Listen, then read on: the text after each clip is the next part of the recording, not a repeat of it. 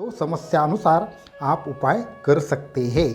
तो सबसे पहला उपाय हम बताना चाहेंगे कि जो आपको अत्यंत आसान तरीके से करना मुमकिन है, ये सभी प्रकार से जो आर्थिक समस्या है उनका नाश करेगा। तो ये उपाय क्या है? तो घोर कष्ट उद्धरण स्तोत्र, ये नाम तो आपने सुना होगा। इसके साथ में दारिद्र्य दुख दहन स्तोत्र करके शिवजी का एक दिव्य स्तोत्र आता है। इस स्तोत्र का संकल्प करके महाशिवरात्रि तक हर रोज 21 पाठ करने से भयानक दारिद्र्य का, कर्ज का नाश होता है। ऐसे अनेक साधकों का अनुभव है। इस स्तोत्र की साधना करने के लिए कुछ विशेष नियम भी नहीं है, लेकिन इस स्तोत्र का पाठ करने से साधकों को कई गुना फल मिलता है। और खास करके महाशिवरात्रि के पावन अवसर पर तो आपको ये साधना जरूर करनी चाहिए। दूसरी उपासना हम बताना चाहेंगे, वो है शिव सहस्त्र नाम की उपासना। तो शिव सहस्त्र नाम ये और एक दिव्य ऐसा स्तोत्र है जो विशेष तरीके से हमारे जीवन के दुर्भाग्य का नाश हो, हमारे जीवन की बाधाएं हो, विविध प्रकार की समस्याएं हो, विविध प्रकार के हमारे जीवन में आने वाली मुश्किलें हो, इन सभी का नाश करने का कार्य ये उपासना करती है। इसका पाठ कैसे किया जाता है, इसका एक संपूर्ण विधि है, वो किसी अलग वीडियो में हम बताएंगे।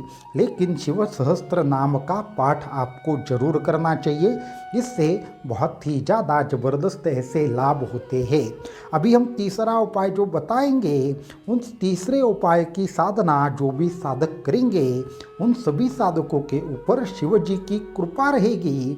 और जो बाहरी बाधा है, जो ग्रह बाधा से पीड़ित लोग हैं, जो भी साधक हमेशा कर्ज में डूबे रहते हैं, उन सभी साधकों को ये तीसरा जबरदस्त उपाय करना चाहिए। ये उपाय क्या है? तो आपको इसके लिए शिव यंत्र लगेगा। सिद्ध शिव यंत्र लेकर उसके ऊपर आपको महामृत्युंजय के जाप के द्वारा उसे दुग्ध के माध्यम से उस यंत्र के ऊपर अभिषेक करना है। और ऐसा संकल्प लेकर 21 दिनों तक ये साधना महाशिवरात्रि तक चलनी चाहिए। और महाशिवरात्रि के रात्रि काल में 1008 बार मंत्र बोलकर जब आप इसका अभिषेक करेंगे तो ये उपासना पूर्ण होगी। और जब ये उपासना पूर्ण होती है तो उसके जो अभिषेक रहेगा, वो अभिषेक किया हुआ जो प्रसाद है, वो जब साधक ग्रहण करता है तो वो सभी रोगों से मुक्त होता है, सभी प्रकार की बाधाओं से मुक्त होता है। घर में रहने वाली सभी प्रकार की निगेटिविटियाँ इससे चली जाती है। ये और एक दिव्य उपासना सांसारिक साधकों को जरूर करनी चाहिए। अभी चौथा उपाय हम बताना चाहेंगे। ये जो चौथा उपाय साधक अगर करते हैं तो उनको अनेक सिद्धियों की प्राप्ति शिव कृपा से होती है। और इसके माध्यम से आपके जीवन की अनेक प्रकार की जो छोटी मोटी कठिनाइयाँ हो या फिर कुछ बाधा हो, या आपके पत्रिका में कर्म दशा में लिखी हुई जो भी खराब चीज़ें हो, उन सभी का नाश होकर, दुर्भाग्य का नाश होकर आप एक तरीके से ज़बरदस्त तरीके से भाग्य आपके साथ खड़ा होता है, मान सम्मान प्राप्त होता है। और ये चौथी उपासना है शिव पंचाक्षरी विद्या की उपासना। तो शिव पंचाक्षरी विद्या ये कोई सामान्य विद्या नहीं है। बहुत सारे साधकों ने इसकी दीक्षा ली है, लेकिन दीक्षा के बिना ये उपासना कार्य नहीं करती। और इसी की जो साधना है, इसी की जो दीक्षा है, वो आने वाले महाशिवरात्रि के पावन अवसर पर साधकों को प्राप्त होने वाली है। लेकिन फिर भी साधकों ने अपने भाग्य में एक तरीके से सुधार करने के लिए, सभी बुरी बाधाओं का, बुरी शक्तियों का, बाहरी प्रयोगों का अंत करने के लिए पंचाक्षरी विद्या की उपासना जरूर करनी चाहिए।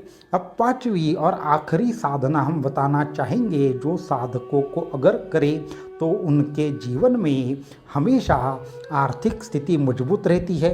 शनि का, मंगल का और राहु का जो दोष है उसका नाश होता है। पीढ़ी दोष हो या बाहर किसी ने कुछ किया कराया हो तो उनका भी नाश होता है। तो ये उपासना है रुद्र उपासना। तो रुद्र सूक्त की उपासना आप जानते होंगे।